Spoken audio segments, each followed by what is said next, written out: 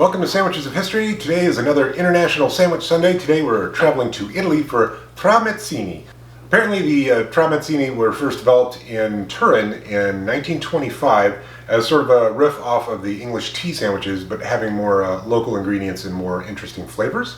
I'm going to make two different versions today. There's a bunch of different fillings that you could use for them, but I'm going to do two. Tramezzini calls for milk bread, so I figured, you know what, I've got some Japanese milk bread in the freezer. So what I did is I cut the crust off, which is traditional, and then I cut that thick piece of bread in half, so I have these nice thin milk bread slices. The first thing we do is mayonnaise on each. We season with salt, pepper, then some tuna, black olives, and capers. And for our next one, blanched asparagus, sliced hard-boiled egg, and tomato. I'm using an heirloom tomato here.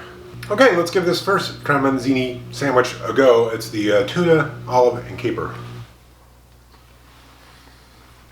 Delicious. They go so well together. The bright pop of the capers and olives, mayonnaise, salt, pepper, and then oil-cured tuna. That is tasty. Okay, let's give this asparagus, hard-boiled egg, and tomato Tramezzini a go. That's lovely. That was good. Very light. I do want to try and plus each of them up just a little bit. For the tuna, I'm going to add some red chili flakes. And for the asparagus and egg and tomato, I'm going to add some basil from our garden. And yeah, basil's pretty pathetic this time of year. Okay, let's give this Tramezzini with tuna, capers, and olives plussed up with red peppers a go.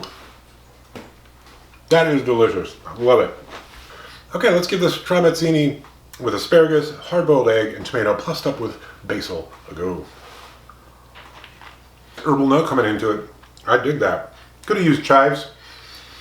Probably could have used some other herbs as well, but that was tasty.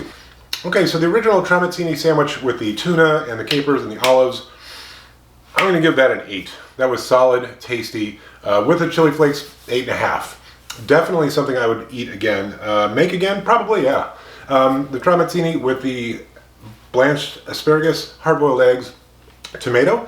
That I'm going to give probably about 7.5. But with the basil, it's come up to an 8.5 easily. Definitely going to finish both of those, and I probably would make this again. These are tasty. All right. See you tomorrow.